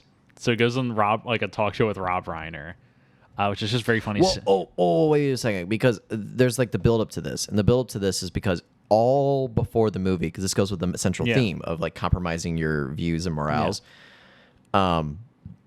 He says in many scenes, "I'm not going to go negative. Yes, I'm not going to talk shit about my opponents." And it's at this point in time when he breaks that rule. And before the radio scene, he's talking to like a nursing home of old Jewish folks. Yeah. And he's using term. It's like Harris wants to take away your Social Security, and don't even get me started on Medicare. Because Harris runs a really negative ad about him. Right? Yeah. He's like, you think what Harris says about me is bad? Like, look at what Harris wants to do to you guys. Yeah. And so he's starting to fight fire with fire. Yeah. And then there's the radio show one. Yes. And that's when Harris calls him. Yes, and they have like a little debate. But Stanton successfully fends him off, and at the end, Harris is coughing. And then he just abruptly hangs up. And they're like, "Yeah, Jack, you really nailed that one." And then they get the call that Harris had a heart attack. And he's in a coma. He's in a coma. Yeah. And they're like, pull all the negative ads. Yep. And then I think it's the daughter thing. Right. Or the girl who might have his child. And rather than... Stuart, the door just opened. Are you seeing this? Oh, my God. Stuart, look who's walking in the room. Don't. Look who's walking... Stuart, just turn around. Look. What? It's former President Bill Clinton. No. Yes, Bill, come on over. He's considering subletting Jack's room. Come on. How are you guys? Stuart, how are you? I don't have a response to this. I'm a big fan of your show. Bill, I'm glad because Stuart's being very rude right now and not responding to you. I'm glad you're a big fan of our show. Do you want to take a seat for a second? We're actually talking about a movie involving you. Oh, is that the truth? What's the film called? It's called Primary Colors. I have not seen that film. You haven't seen it? I have not. Stuart, do you have any questions for Bill before I get into this? Stuart, you're being very disrespectful to the former president of the United States. Oh, it's all right. I'm just here to hang. Hey, Stuart. Hey, Stuart. Stuart. Is he one of them deaf mutes? Stuart. Can I see your vape? Please. Stuart. Please, God. Please, God, get me out. Help. Hey, Stuart. Can I see that vape? I promise I won't inhale. Here you go, Bill. Oh, thanks. Thank you very much. Oh, that feels really good, you know. So what's this film about? What's it about? Well, it's about the '92 campaign. I don't remember much about that time. I remember there was me and some ladies and some dank kush, is I think what they called it at the time. And Hillary did a lot of talking, and I just hung around and played the saxophone. Really? That's what you remember from the time? That's what I remember. Oh, so I guess you really don't have any insights into this movie. Oh, no, there's a thick cloud going around my time at that. I do not recall much. Oh, this is disappointing, Stuart. Don't you agree? Sure. Yeah, it's very disappointing. Bill doesn't have more insights. It might just... Bill, are you just nervous that you don't want to talk because Stuart's just not into your visit right now to our show? I have no problems with Stuart. He seems like a nice guy. I've really enjoyed his insights on the Phenomenon episode. So you have been listening actively. I have. I like John Travolta. Invited him to the White House once. He said no. Well, that's very disrespectful of him. Why did he say no? I think it had something to do with this film. I think I saw the film and I thought he was great, and he just didn't want to come. Oh, I don't know about that. Well, anyway, Bill, I don't want to hold you. I know you're here to check out Jack's room. It's right down there. Just don't avoid the beer cans on the floor, and check it out and let me know if you want to move in. I think it'd be real fun. Oh, thank you very much. Thank you, Stuart. Thanks for having me on the show. It was a real honor, real privilege. I'm gonna go check this room out. If I'm interested, I'll email you. Yeah, thanks, Bill. Pleasure. Can you believe that, Stuart? The former president of the United States just popped by our podcast. This is our biggest get yet. Jeff. Yeah? How long have we known each other for? 3 or 4 years at this point. 3 or 4 years. Have I ever done anything to wrong you? What? I've never done any. What? Just like of any grievance. Like if I ever said something. Oh, Bill, the door's right over there. Oh my God. Okay. Like what can I do to be better? What? What can I do to be better to you? You're already perfect. Like that was 10 minutes. That was not 10 minutes. I'm pretty sure that was not 10 minutes. Pretty sure that was like. That was absolutely not 10 minutes. Might have been 5. Bill had a 5-minute window to come in and talk. He's checking out some other apartments in the area too. I think. Bill, why don't you just stay in your house? Oh, Hillary kicked me out. Oh, yeah. I don't know about that. Anyway, let's get back to the movie. Where did we leave off before Bill stopped by to check out the room? Oh yeah, it was the affair thing with the girl. So hold on one second. Hold on. So hold the Henry and a lawyer. No. Wait a minute. We what? Jeff. Yeah. Bill Clinton's not moving in. Well, he's looking at the room. I know, but he's not moving in. This is my advice. You don't control my sublet ability. Jeff. Yes. We already had Jack Nicholson live with us. And he's moving out next week. I gotta find someone for that room. We are not. Cost of living's high. Another celebrity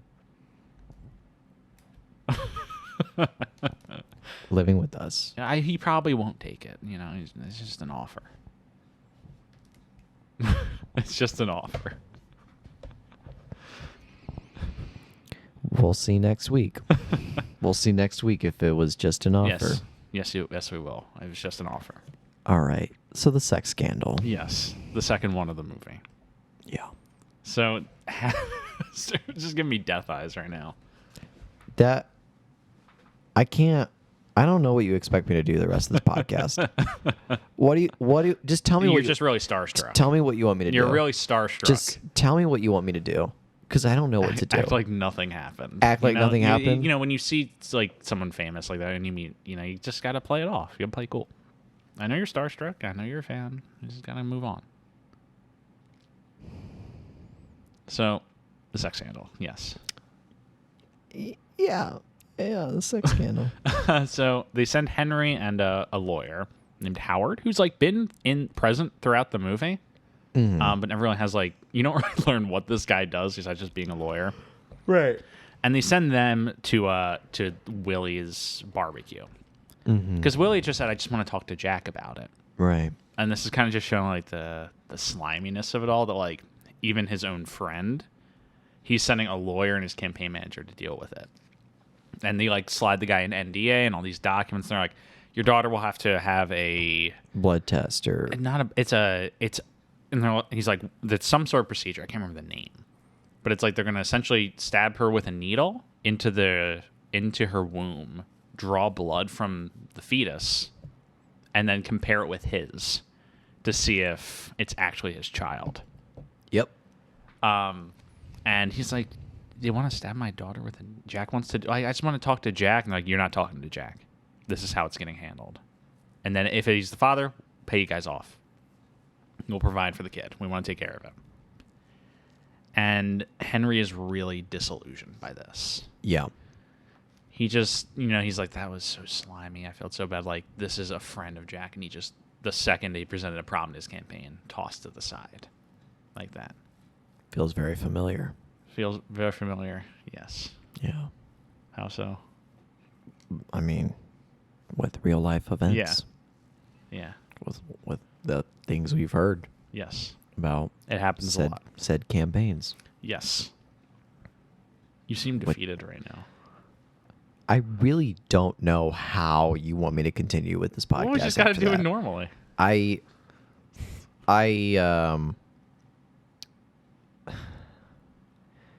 That really broke me down. That really just... really broke you? I was doing all right today. You're doing all right? I went out with a couple friends last night. Got pretty hammered. I'm like running on 4 hours of sleep right now. But even then, I came here and I was excited that... This is a good conversation so far. Don't kill it. I have a good conversation with my best friend. And in the middle of it... I get an unexpected visitor. An unexpected visitor, indeed. Shows up and just... I mean, he hijacked the podcast for a few minutes, but... Yeah, so... Are you just going to leave this silent right now? No. Can we pause? Pause? Can we pause? Do you want to pause? Can we pause? Okay. Okay. We're gonna pause.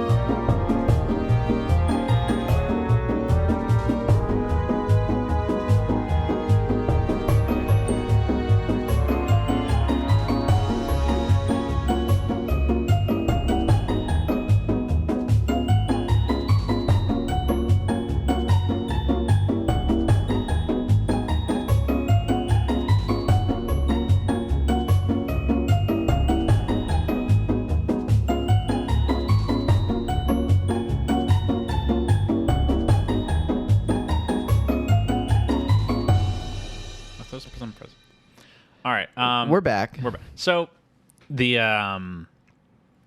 baby, the baby situation. Baby. The baby situation. Yeah. We just talked about how it leaves Henry very disillusioned. He sees that, they're casting this friend to the side. They're going to make his daughter go through this invasive medical procedure. And Henry is like, the veil is really falling down on this one. Like, he's really getting the underbelly of what it means to like yearn for power. Don't you fucking do it. Yeah.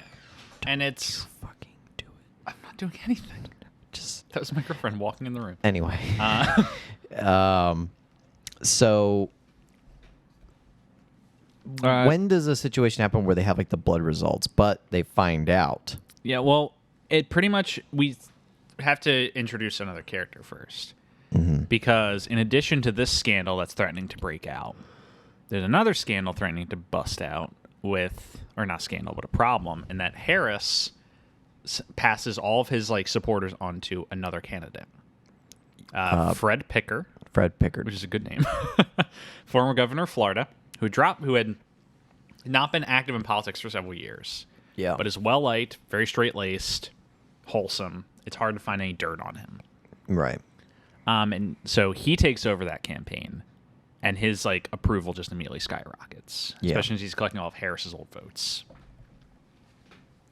So they have to kind of manage the dueling crises of Picker and the potential that Jack has had a illegitimate child. Yeah.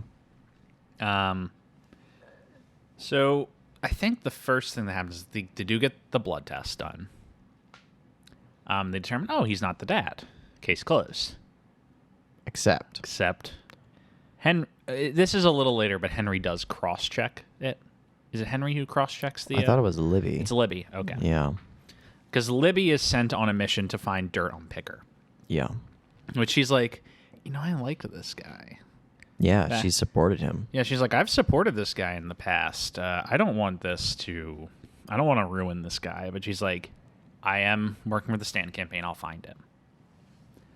And so she goes off on that mission, and she also hands, Henry the information that Jack might actually be the dad.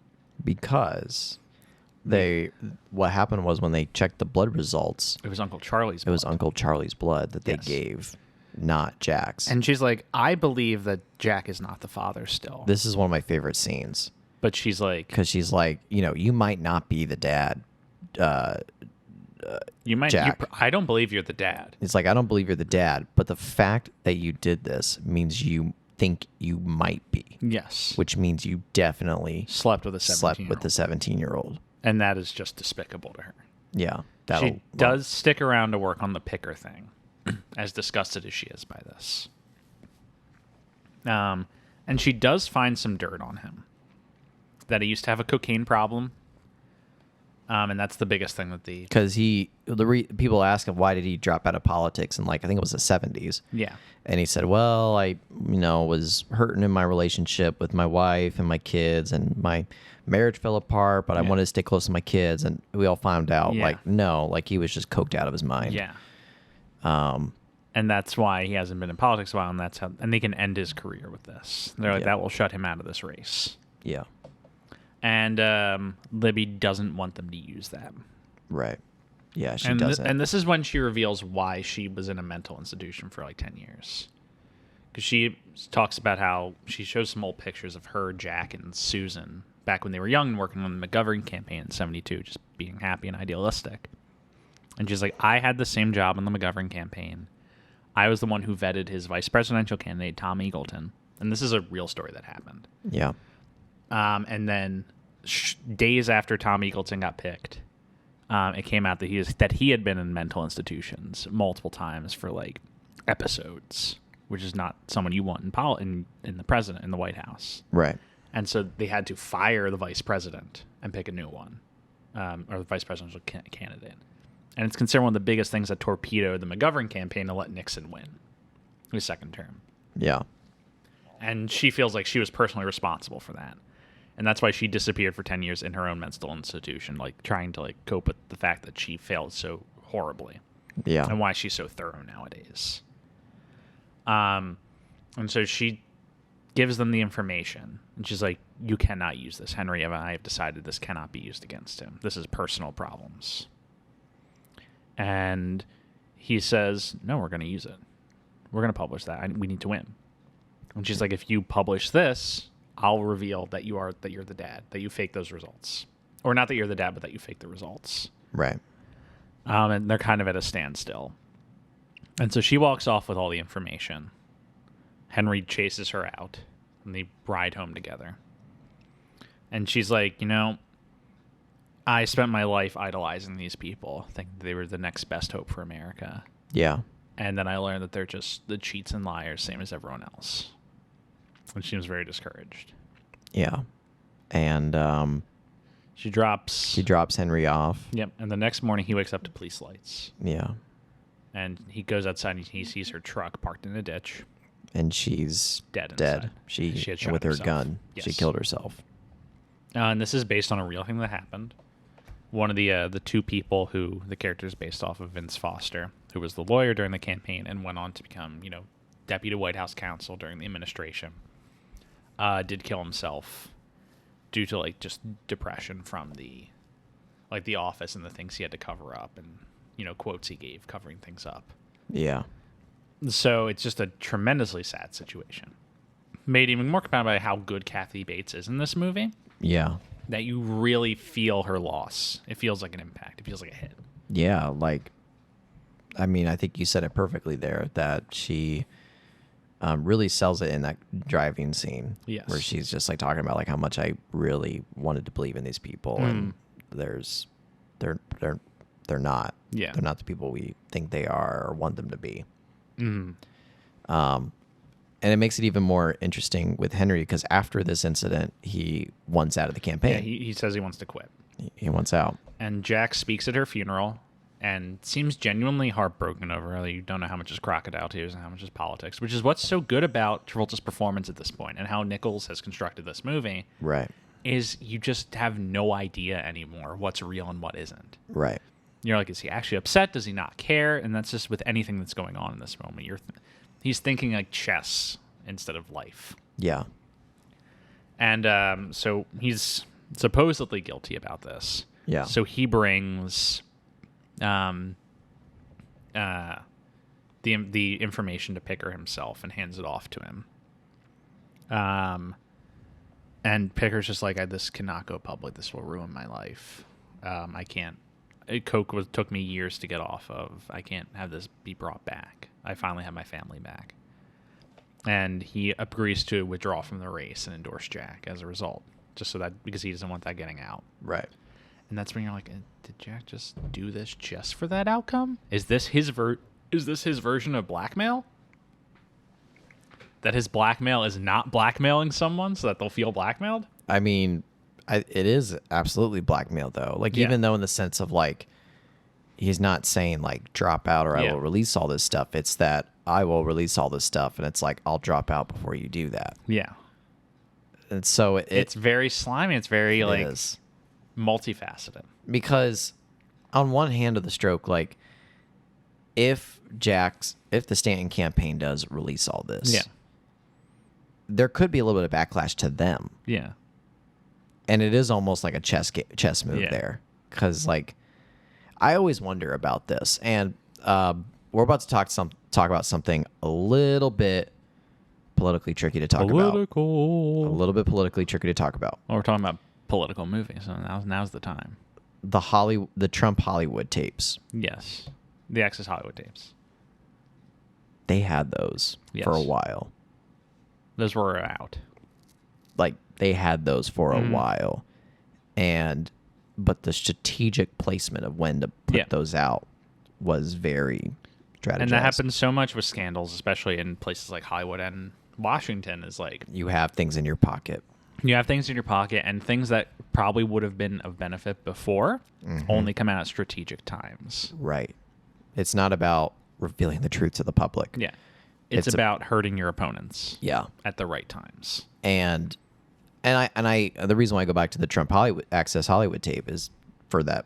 That's like one of the biggest things. Because when was that? That was in like... It was shortly before the second debate, October of 2016. When the recordings happened. Yeah, when the recordings were released. But the tapes were like from 2006 or something. That's my point. For how long ago those tapes were recorded and how long people probably had those for. Yeah. I'm not saying they had them since 2006. They probably maybe not even had them until like maybe a couple months before October. Yeah. But they had them. Someone had them. And someone decided not to release it right away. Until right before the election and in hopes it would help. Yeah. Obviously it didn't. It didn't. But it does go to, and that's part of the thing that I guess is a little tricky to talk about now. But I feel like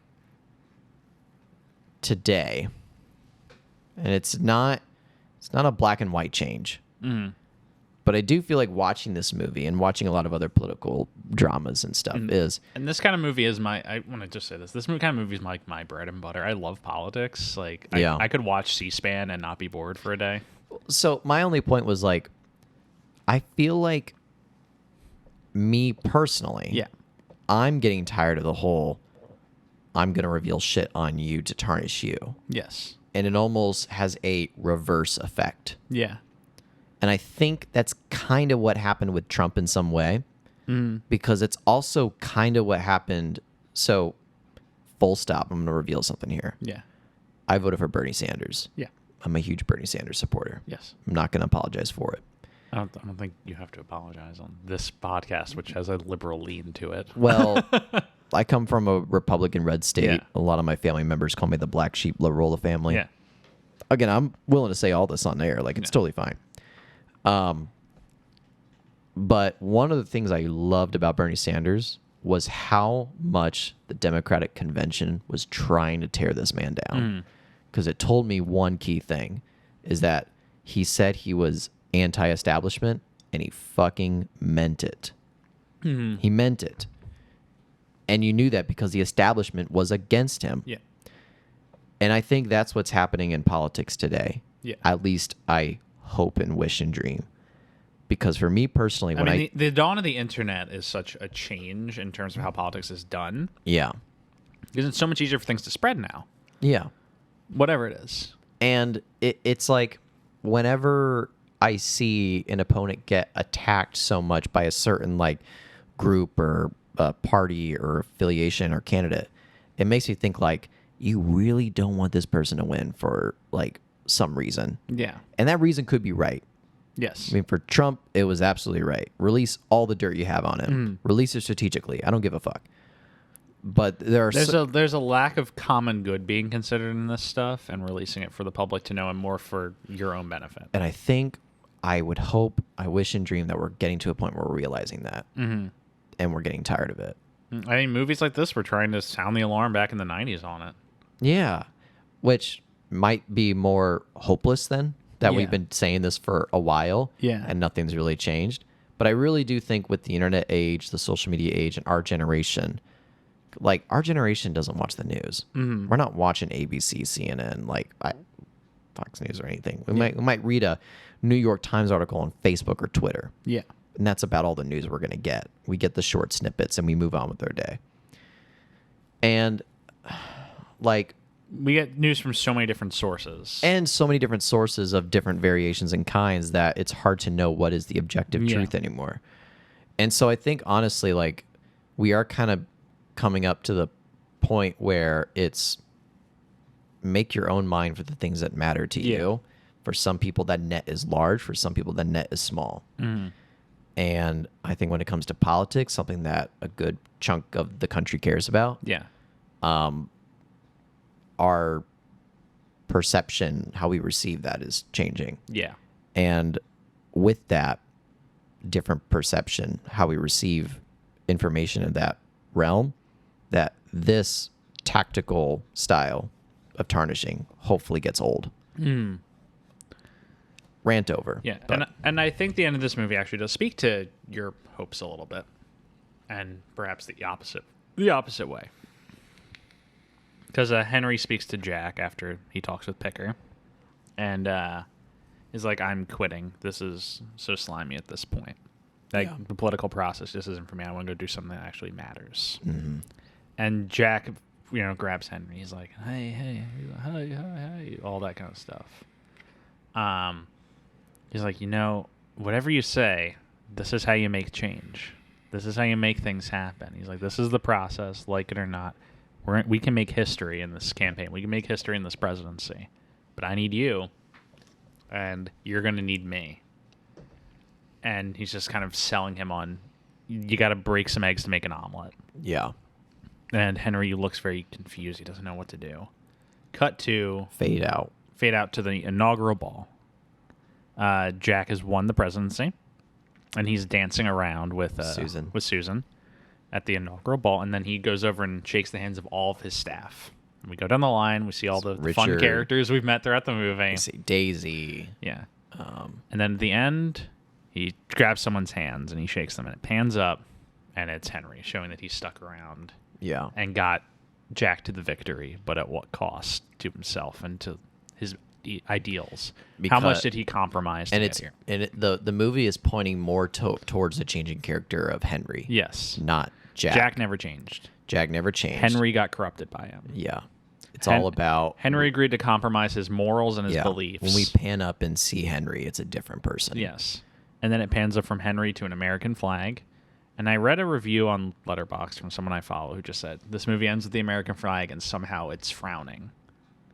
It's like, that's how good Mike Nichols was as a director. Is that the American flag looks like it's frowning. Wow. And... That's good. Yeah, it's really good, right? That's really good. And it ends with the flag, and then, the credits are like, do do do do do do do do do do do do, or whatever the tune they play over there. I think it might have been You Are My Sunshine, because Jack sings that a lot in this movie. Yeah. And that's the movie. That's Primary Colors. Really good movie. Really good movie. I liked it. Yes, I really enjoyed this. 8 out of 10. 8 out of 10? I would go 8 out of 10 as well. Really good. I'd watch it again. I'd watch it again with I would. I'd watch this with my parents. Yeah, this would be the kind of movie I would watch it. This is the kind of movie I'd watch anytime. Yeah. So let's go to the aftermath. The aftermath of this movie. So this movie comes out, gets pretty good reviews, 81% Rotten Tomatoes. It generated some controversy due to it coming out during the Lewinsky scandals. So I think we were good to go back to that. I said before it was like Clinton fatigue, but actually I think now it's more like just like scandal fatigue. Yeah.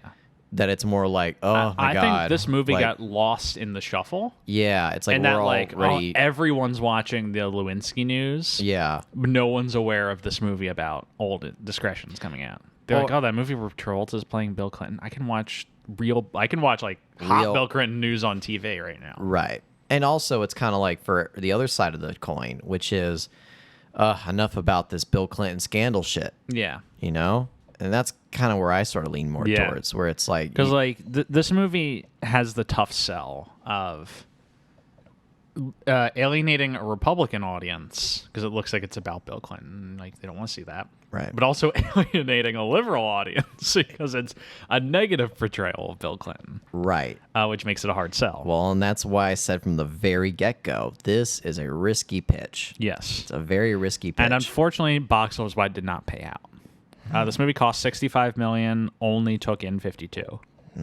So it's not a horrible flop. So $13 million lost, not accounting for like advertising and whatnot. Yeah. So a flop, but like it's fine. It didn't hurt anyone's career. Yeah. It just kind of, we're starting to see the shakes in Travolta's career at this point. We're starting to maybe see like where his limits lie of like drawing audiences. That's sad if that's this movie. I don't think this movie does anything poorly for him. I think we're just starting to see like Travolta can bring an audience if he's in the right movie. He's not someone who brings the audience no matter what movie. And this is what's going to start hurting him. Okay. I buy that. We see that something like Face Off, Broken Arrow. People will be like, "Oh, Travolta's in that movie. I gotta see that." Right. Yeah. But he's not drawing the crowds in like, "Oh, Travolta's in that new drama, Mad City or Primary Colors." Right. That's not what people are. People aren't looking at that, seeing the name John Travolta, and then being drawn to it. Yeah. Because there's a whole other fathom of things they got to get behind as well. It's the Robert Downey Jr. thing. Where, like, highest paid movie star of all time. People only saw him as Iron Man after Iron Man and Tropic Thunder. But look at his box office results during his time with the Marvel movies. He was pretty much only he did, like, 3 other movies during that time. Yeah. They were all flops. Really? Yes. Doolittle, disaster. Yeah. The Judge did not make money. Iron Man 3, like $1.2 billion. The Avengers movies, 2.5. Well, this kind of goes back. And he consistently made like double what the other Marvel universe would make, because people loved Robert Downey Jr. as Iron Man. As Iron Man. Just as people love John Travolta in certain roles. Well, in that kind of movie. In certain roles, there's still a shift that hasn't occurred quite yet. Travolta, it hasn't happened yet, but we're seeing like the death of the movie star. Yeah, we're seeing at this point where his limits are. We're seeing John Travolta does not make anything a Travolta movie. His hits are the Travolta movies, though, if that makes sense. Oh. Like, if you put him in Primary Colors, it's not, Travolta movie, I gotta see that. Right. But something like Face Off, it's like, it's a Travolta movie, gotta see that. Right. Or like Phenomenon, or like... He's not a star who brings it who brings the audiences in no matter what. He fits into a niche. And we're starting to see the limits of the niche. And to go back to the broader scope, would you say we're getting closer to the era of the death of the movie star? Yes. I mean, I think the movie star does not die until 2010s. Oh, really? Because I would contend Johnny Depp is maybe one of the biggest movie star runs of all time in the 2000s, and that everything he touches turns to gold. Yeah. Until it doesn't. And I think the end of like the Johnny Depp era is kind of where we kind of cap. And it happens right around the time the first Marvel movie comes out. Because Johnny Depp has that run where it's like three Pirates movies, huge successes: Finding Neverland, Charlie and the Chocolate Factory, Sweeney Todd, Corpse Bride. There's other movies in there, but I'm just blanking on the names. Right. But he just has like this miracle run of like people want to see Johnny Depp movies. What about like Tom Cruise? You think he's still like in that zone, or like Tom Cruise? Look at his box office results. But it's only Mission Impossible. It's Mission Impossibles. It's Top Guns. His like stuff like Oblivion, Edge of Tomorrow just doesn't make that much money. He's still a movie star, but like his appeal is very only niche. in niches. Wow. And so I think that this is a very interesting discussion. Whereas Arnold Schwarzenegger could be in Terminator 2 or Kindergarten. Yes, like Kindergarten. Cop. Yeah. And both can make a lot of good money. Tom Cruise could make anything in the 90s. Jerry Maguire was a 4-quadrant hit and made like an insane amount of money for a movie. He's a sports agent. Yeah. It's such an interesting shift that I can't wait when we get to that. Yeah. Even though Travolta's fall is earlier than that point, unfortunately. We're 3 movies away from the movie that starts the shift. Right. Yeah, we are, aren't we? And then it is not the shift moment. I'd say the shift moment happens later in the 2000s, but it starts it. It's not like he does Battlefield Earth and then just immediately is like, all right, career over. He does flop around for a little bit more before he falls in the ocean. Oh my God. What a picture. Yes. Oh, man. Well, until we get to that point, I am glad that we can enjoy the good times that we're still in right now. And really enjoyed this movie. It comes out also 2 Oscar noms, as we said. Kathy Bates. Elaine May's screenplay. She's just an amazing writer. Travolta gets nominated for the Golden Globe for this movie, as does Kathy Bates get nominated for the Golden Globe, which is awesome. Also gets nominated for Writers Guild screenplay, Screen Actors Guild for Kathy Bates. It does very well in terms of its level at the awards circuit. Yeah. It's not getting nominated for all the big shots, but it does very well for a movie that did not make that much money and came out in March. Right. Yeah, I mean, which is a testament to this movie and Mike Nichols' skill. Yeah. Yeah, I mean, overall very well. I will say, like, I kind of droned a little bit towards the end of the second act, getting into the third. Yeah. Like, the second act kind of dragged down a little bit. You could have cut some meat off of it. Yeah. Cut some fat off of it. I say particularly the second half of the second act. That partial moment before we get to the this third act. This movie fits into the 2-hour 20-minute movie that I just get so annoyed by. Because I think movies should be sub 2 hours or like over 3. It's like the 2 to 3 hour range where things get a little dicey. Right. And that's not there's a lot of movies I love that are within that range. So I don't want to like discredit them. I just think like there's that period right in the middle where like you have enough time to tell the full story plus a little bit extra, but not enough to tell all of that extra.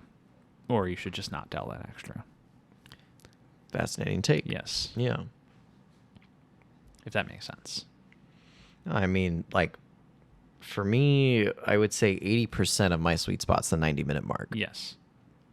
If I'm being honest. Like, 90 minutes is the perfect, like, you're telling a story, you get out length. Yeah. I think, like, a 2-hour movie, like, it's perfect. You can tell a story. You can tell a little bit of some other stuff.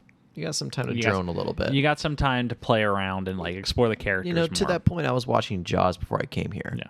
There's a lot of little moments where they're just like, we're just gonna take our time here. Yeah. Perfect example. Brody and his son. Brody and his son. Why do we need that scene? What a perfect movie. Let's do the Roy Schneider cast. Okay. just so we can talk about Jaws. But yeah, there are movies like that where they, the 2-hour length. Jaws is like, Jaws is around that 2 length. hours.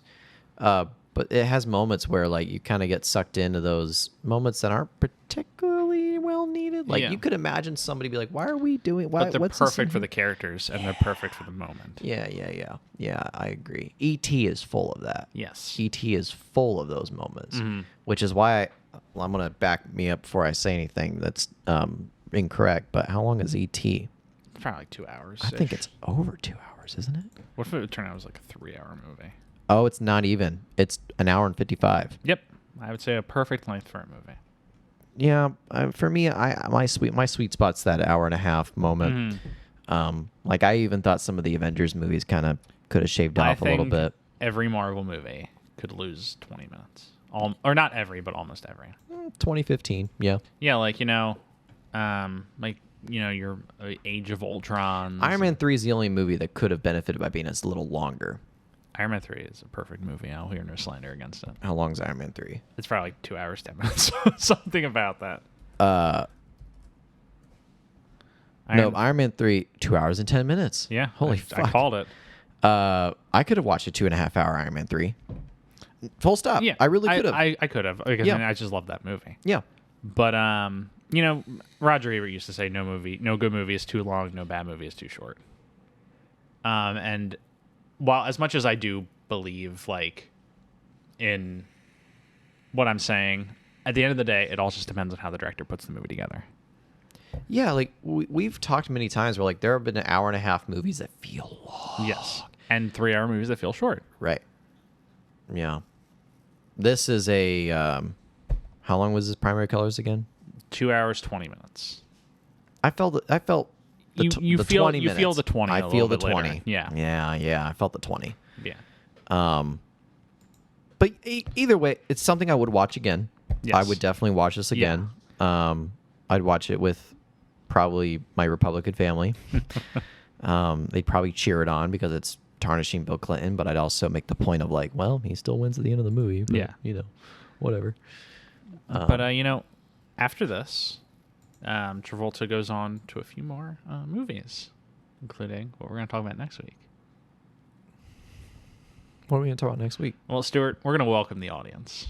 Where are we going to welcome them to? Well, we're in an industry here where we predominantly talk about films that are made by a specific system. Yes, the Hollywood system. The Hollywood system. And folks, next week, prepare yourselves because you're going to be welcome to Hollywood. That is correct. What a treat. Yes. What a treat that's going to be. We are going off of the AFI release date for Welcome to Hollywood, which is 1998. Wide release was 2000. We're going off the AFI release. So next week, you folks will be Welcome to Hollywood, joined by guest star Dave Manzolillo, an episode we definitely did not record 2 months ago. No, an episode that definitely has John Travolta prominently in it. Yes, an episode where we talk a lot about John Travolta because he's in that movie a lot. A lot. Yes. So many. An episode where we are not scrounging for things to talk about. Yeah. Good God, we are going to talk about so many things. Yes, right. We welcome people to Hollywood, and I remember so much. Well, we haven't recorded it yet. We haven't recorded it yet, so yeah. Yeah. I mean, it's not that I don't remember. It's that I'm pretty positive we're gonna talk about a good amount of things. Yes. Many of them will be Travolta. Yes, and you folks have that to look forward to next week. Yeah. I'm scrambling to get my notes up. Oh my gosh. Scrambling. Are you looking for the outro? Because I probably have it memorized by now. I got it. I do have it memorized, but just gotta be careful. Right. Gotta make sure I get it all. I've been like, unison, going along with you on the outro, and honestly, as I've been mixing and editing the episodes, I feel it's a little bit more distracting. So I'm just gonna let you take it. Sure. I'll let you take the All outro. right. Well, thank you everyone for listening. Make sure to tune in next week for our episode on Welcome to Hollywood. Make sure to rate, review, subscribe on whatever platform you're listening on. As a reminder, we are available on Spotify, Apple Podcasts, Google Podcasts, and YouTube. Find us at Travolting Pod on Twitter or Instagram for updates or fun stuff. If you tweet at us or at us on Instagram, I will mail you a sticker. We have stickers. We have stickers now. But if you request one, I will mail a single sticker to you at my own expense. I got one on my audio box. Yes. They're good stickers. They're really well made. You can email any comments or questions to travoltingpodcast@gmail.com. You can find Jeff at Jeff W. Sweeney on Twitter. Find Stuart at Stuart Elmore 95 on Instagram. Yep, and special thanks, as always, to Rebecca Johnson for our graphic design and Michael Van Bodegum Smith for our theme music that is now taking you out. Enjoy them primary colors, folks. Enjoy them primary colors. Bye.